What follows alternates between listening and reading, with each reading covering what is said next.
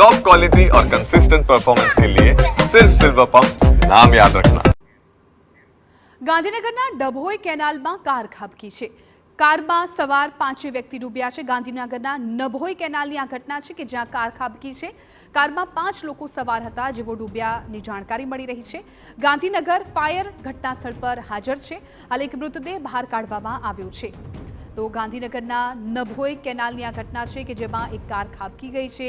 આ કારમાં 5 લોકો સવાર હતા। એ 5 વ્યક્તિ ડૂબ્યા હોવાની અત્યારે વિગતો મળી રહી છે।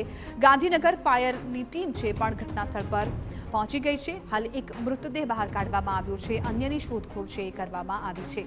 હવે કેવી રીતે આ કાર આ કેનાલમાં ખાબકી તે વિગતો સામે નથી આવી, પરંતુ અત્યારે ટીમ છે તાત્કાલિક ઘટના સ્થળ પર હાજર પહોંચી ગઈ છે। ત્યારે અમારા સંવાદદાતા હિમાંશુ આ મામલે વધુ જાણકારી આપી રહ્યા છે। હિમાંશુ, કેવી રીતે આ કાર આ કેનાલમાં ખાબકી હતી, અત્યારે ત્યાં શું પરિસ્થિતિ છે?